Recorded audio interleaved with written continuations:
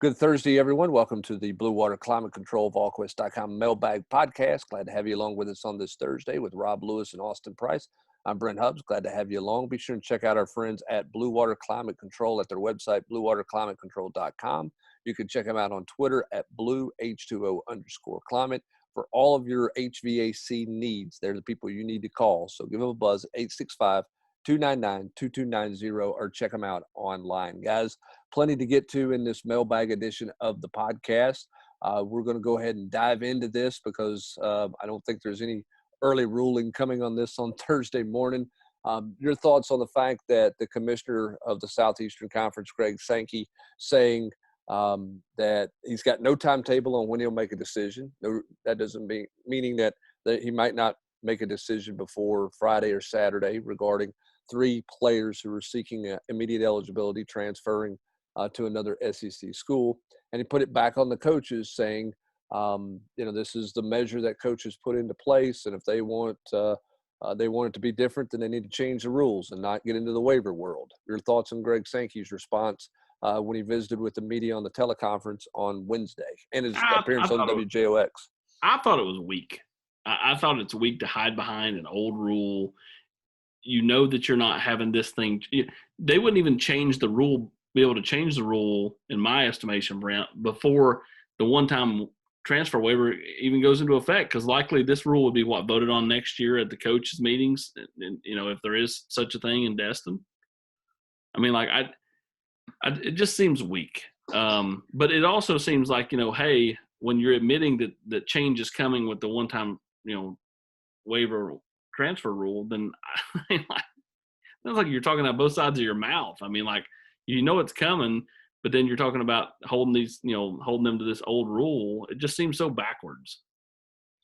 Yeah, I'm with UAP. I thought it was weak, and I think it was kind of unlike Commissioner Sankey too, because I've been a pretty big fan. I mean, I'm all joking aside about taking care of Alabama and Georgia with the scheduling. I mean, I think he's kind of been a beacon of logic during the past 4 or 5 months, and to not just Cade, but the other kids too, in a year where they've got NCAA approval, nobody's eligibility clock is running anyway. I mean, I just think it's a really, really bad look.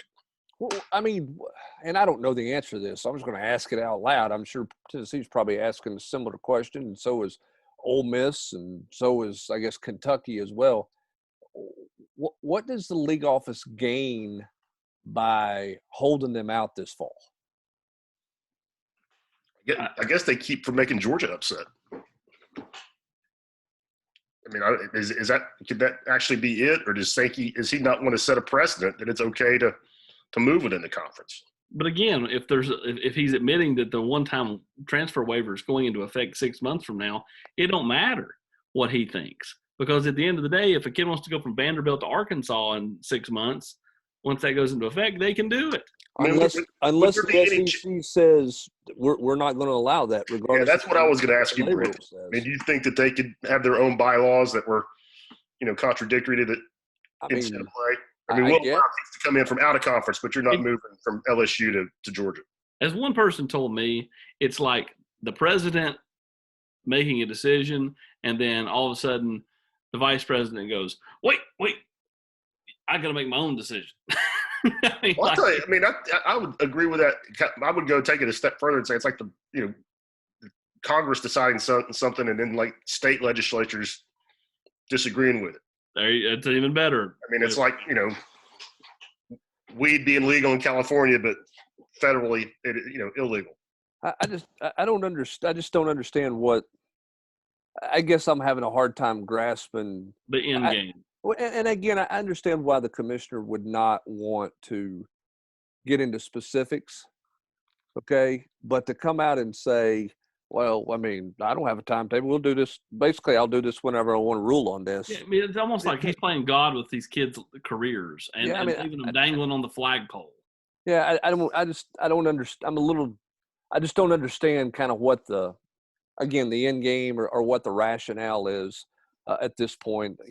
I think the one-time transfer thing is coming, and I don't think that anybody's going to stop it unless the league steps in. And I don't think the league coaches are going to vote in favor of not allowing transfers to happen within the league, because I think that could hurt you in recruiting, and coaches don't want to look at that or anything like that. So I don't know. We'll see. But Volquest, hopefully that answers your question a little bit. That was one of the questions in the mailbag, but I wanted to jump into that before we got into the other questions, because obviously this is a topic on everybody's mind, and we'll see if we get an answer on that sometime later today or on Friday in regards to the decision they make on Cade Mays. Tennessee obviously has to prepare to not have him on the field. Austin, what does that look like with the offensive line if Cade's not out there, in your opinion?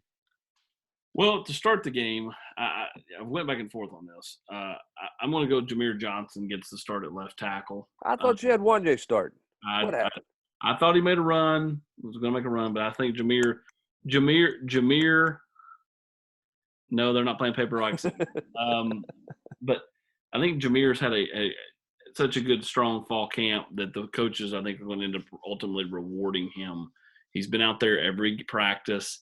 He's done what they've asked, and he's had a good fall camp. So I think they're going to reward him. I think both kids play. Trey at left tackle, at left guard. Brandon Kennedy at center. Right guard, I think a lot of it depends on, what happens with Cade. Let's assume he's not out there. I think it's going to be Jerome Carvin, with Spraggins getting some action at some point to help spell Jerome, and then Darnell Wright at right tackle. Okay. So we'll see what happens with Cade and how Cade that wins changes. the appeal. I think Cade plays right tackle. And Carvin remains at the right guard position. All right, let's jump into some other questions here. UT Sportsman 16, Rob, says this: it seems to have gone unnoticed, but on Monday, Pruitt said some positive things I don't recall him saying about this team. He said he was confident in all the position groups and praised the overall leadership of this team.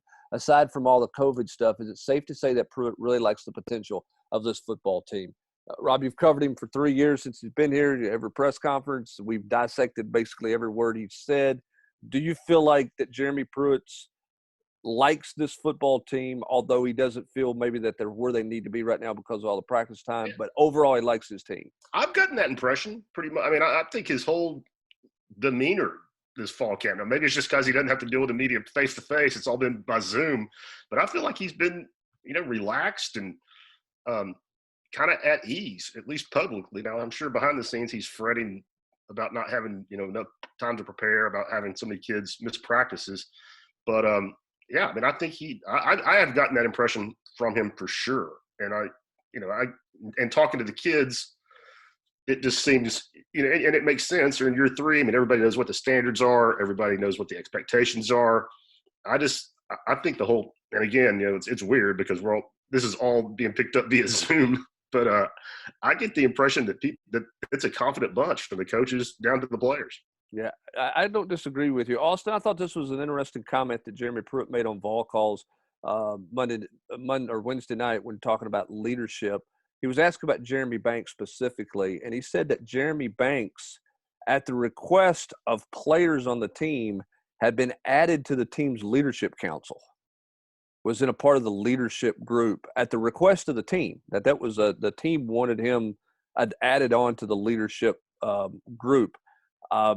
Pretty strong testament about what the team thinks of Jeremy Banks. Pretty strong about how far Jeremy Banks has reinvented himself, if you will, or rehabbed his image, if you will, given everything he was at a year ago.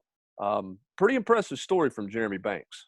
Yeah, he's got a lot of Jawan in him from a standpoint that the kid just competes. He loves to compete. It doesn't matter what it's in. He's competitive. And, sometimes that competitive nature, maybe goes overboard at times. But I think the players respect him. I think he's put in the work. I think he will start alongside Henry at the other inside backer spot come Saturday. What a turn of events. I can see why they would want him on there, though, because he does have a dynamic personality, big smile, infectious. People like to be around him.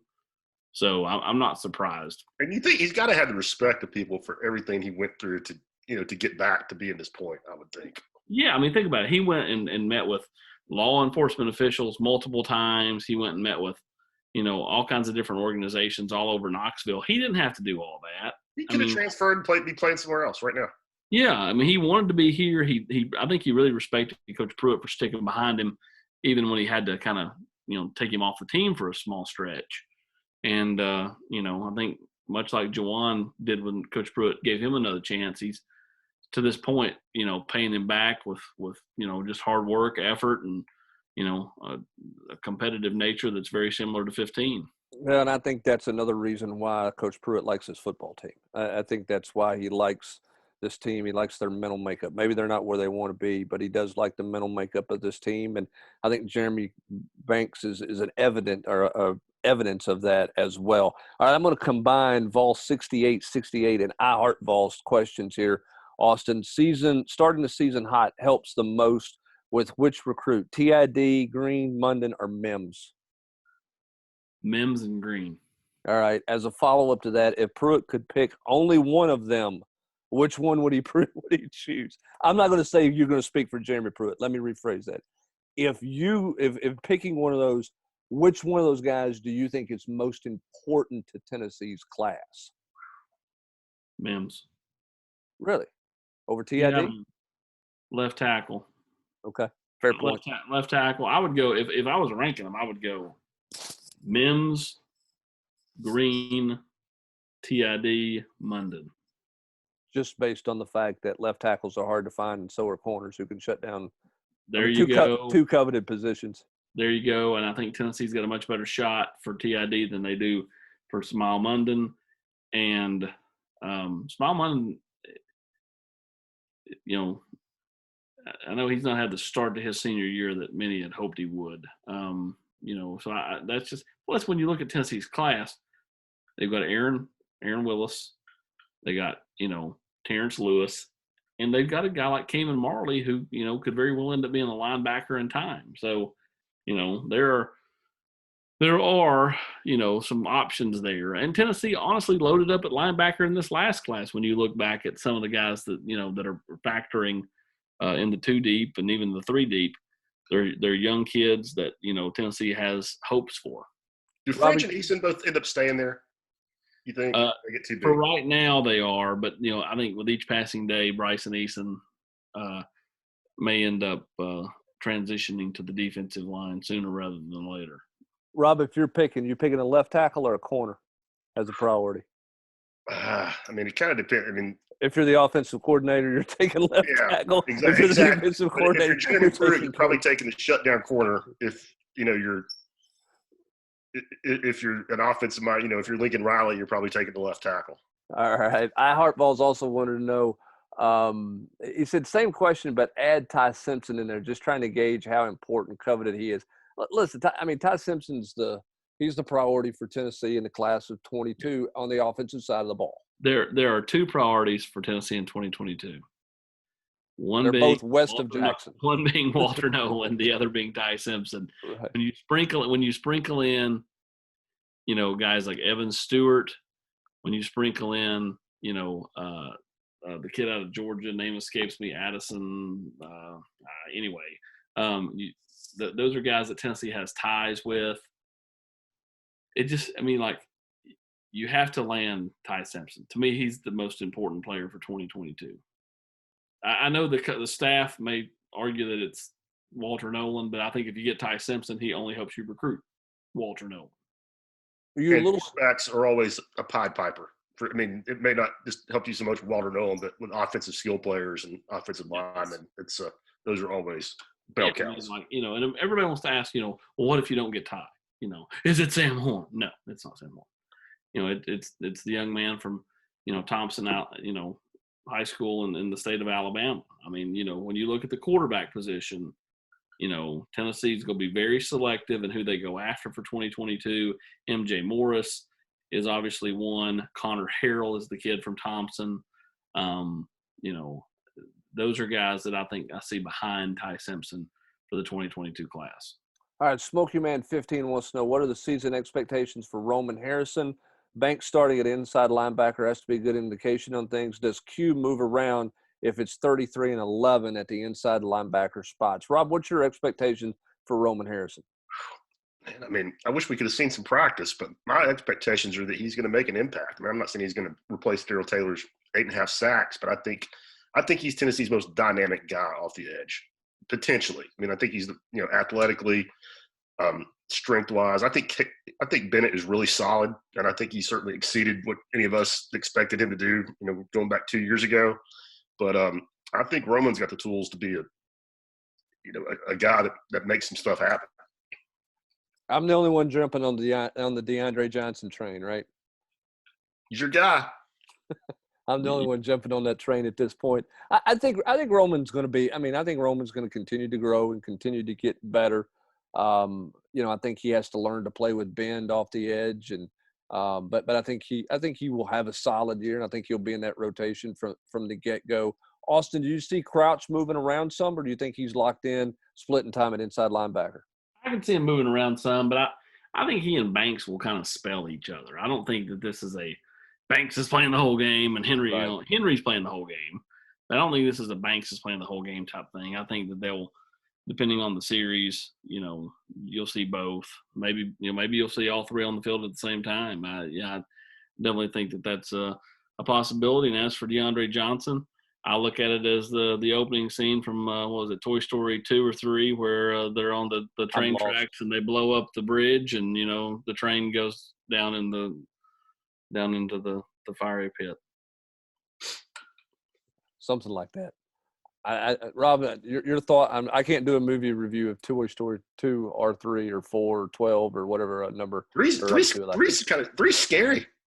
3's a scary movie. Is that right? I mean, Okay. they're stuck in the daycare with Lotso the bear. Laszlo.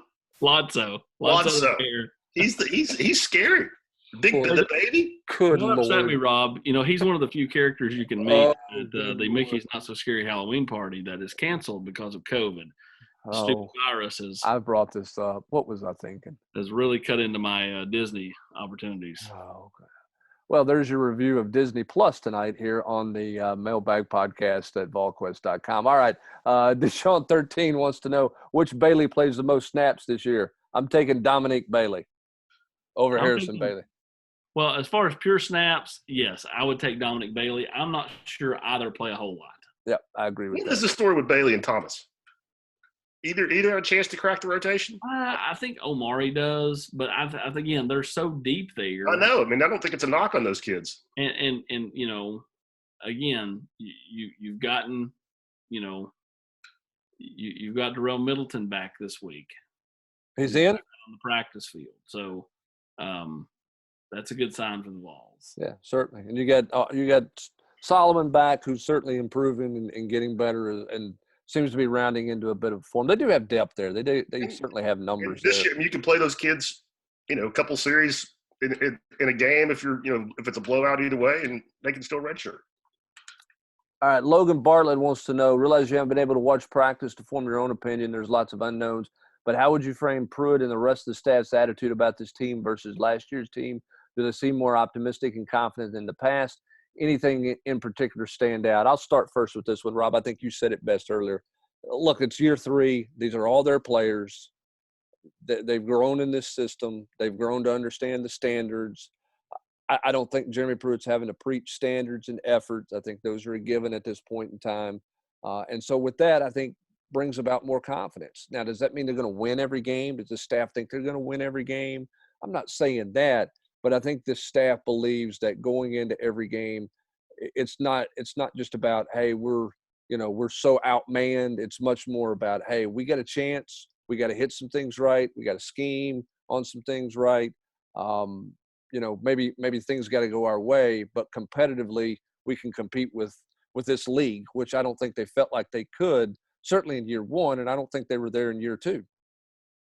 No, I agree. I mean, I think that's most evident on the lines of scrimmage, both sides of the ball. That's not rocket science. I want to just jump on something you said about these being Jeremy's players. I mean, there are still a few Butch Jones holdovers, but I think that's been one of the most impressive things about this staff is Jeremy didn't.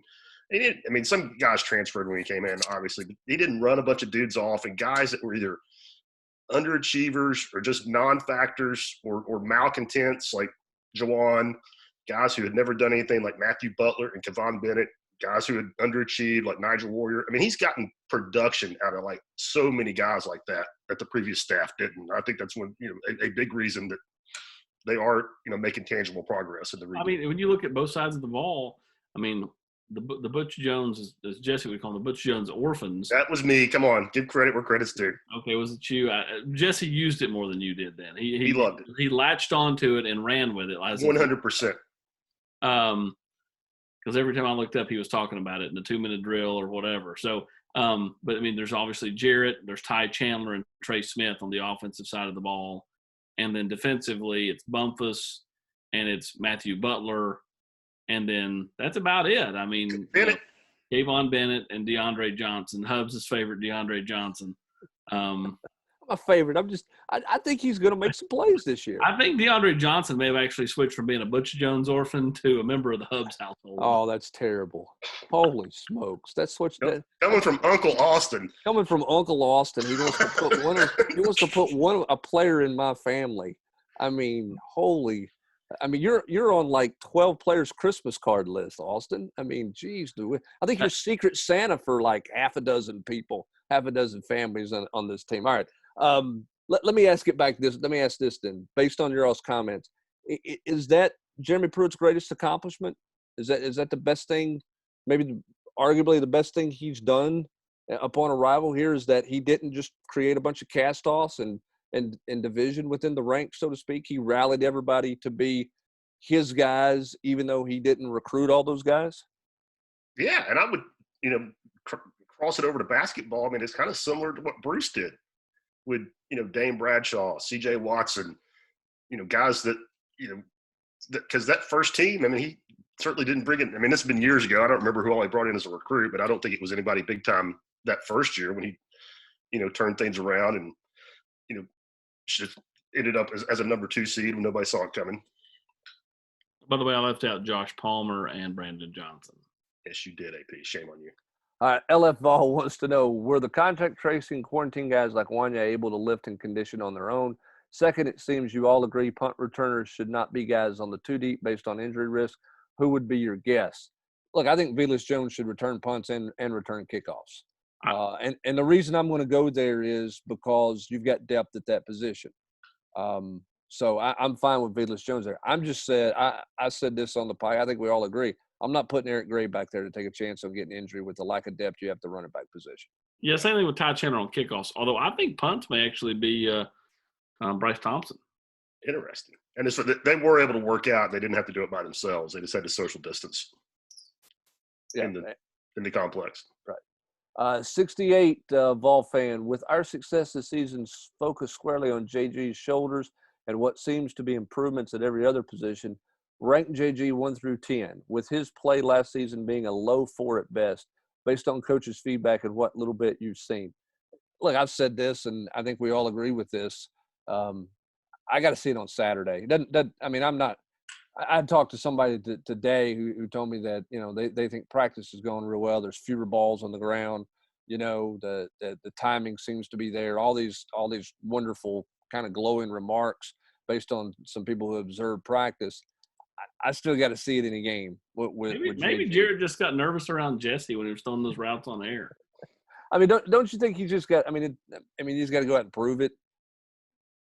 Oh yeah, he does. I mean, that's obvious, and, right? And let's face it, the first 2 games, you talked about this, when we taped the Rocky Top Roundtable, Brent.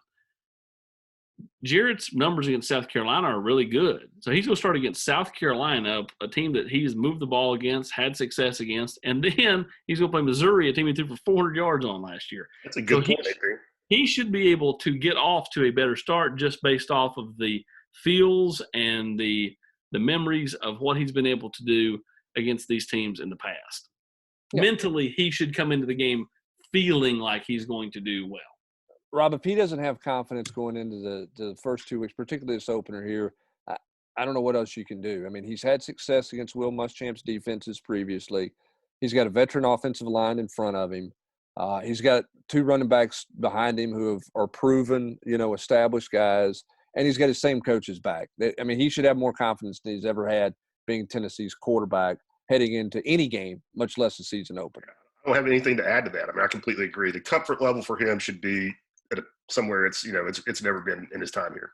All right, last couple of questions here right quick. TID has stated he's already made his decision and he knows when he's going to announce. He just hasn't said it publicly. Austin, where do you think Tennessee is with TID? Oh, I don't know. He's got three. He's got 3 or 4 schools feeling good, doesn't he? He's telling everybody what they want to hear, and I like this kid. Okay, I like him a lot. I can sit there and have conversations with this kid. He's very likable. But I think that's part of the problem is he likes everybody he talks to as well. They're like, oh, South Carolina, yeah, staying home. Oh, Georgia, yes, Tennessee, and I loved when I came over there. Even North Carolina feels somewhat confident. So, I mean, like, Tennessee, I think there is reason to think that there's some positivity around Tennessee. But, again, I think that all these schools, and I've talked to a couple of different ones, they all feel the same way. All right. I'm with you 100%. All right. Rapid fire here. Pine Mountain Ball. AP, you've mentioned both Barron and Joseph lately. Do you see both of them as situational pass rushers this year, similar to how they used Roman Harrison a year ago? Yeah, I think they'll use them more, though. All right. Volunteered 87. Rob, who are a few freshmen and sophomore in-state basketball players to keep an eye on long-term?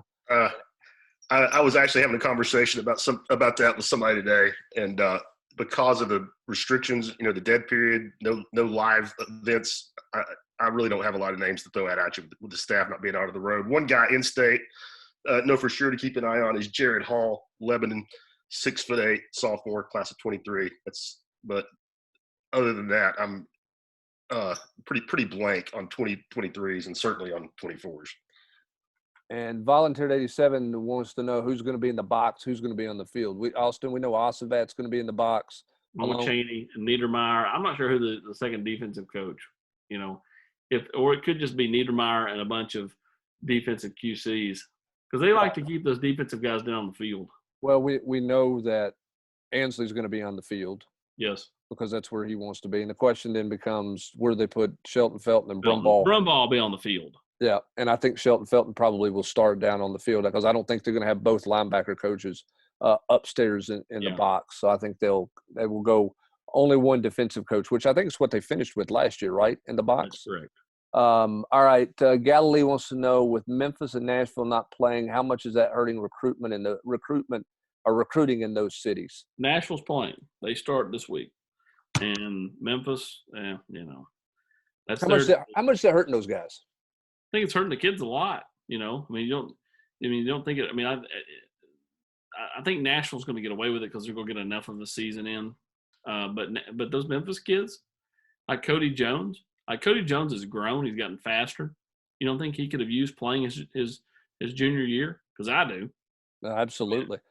I think if you're an established team in his recruitment, whether it's Tennessee or Florida State or whoever, that gives you a leg up on others because, you were in there before, he had a chance to really blow up. I'll tell you what else it's hurting, Rob, is it's hurting the kids that are the non-Power 5 kids.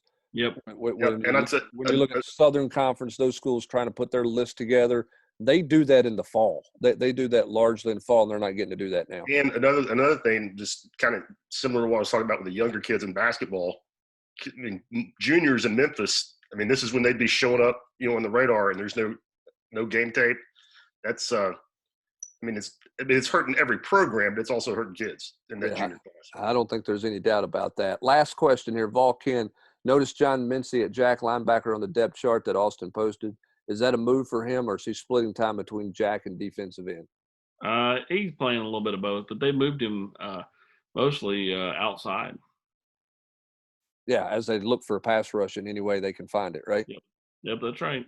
Certainly what they're doing there. Hey, I mentioned them earlier in the broadcast. Don't forget our friends at Blue Water Climate Control. Check them out at bluewaterclimatecontrol.com. You can go online, find out more information about them. If you need their services, you can book an appointment online.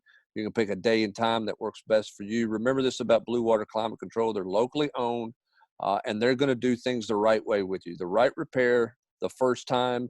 They're going to give you a 1-year warranty on all their repairs. They're not going to come out with a sales guy and sell a bunch of stuff to you. They're going to tell you exactly what you need with a trained technician who's going to come out and evaluate your system and go from there. And also, as we go back and forth from sweaters in the morning, for some people, sweaters in the morning and T-shirts in the afternoon. For people like me, it's a hoodie all day long. But it is that time of year where you're bouncing back and forth between your air conditioning and your heater. It's a great time to make sure everything's ready for the winter so you can get your tune-up for the fall and the winter as well at bluewaterclimatecontrol.com. That's going to do it for this mailbag edition of the Volquest.com podcast. For Austin Price and Rob Lewis, I'm Brent Hubbs. Thanks for joining us. Have a great rest of your Thursday, everybody.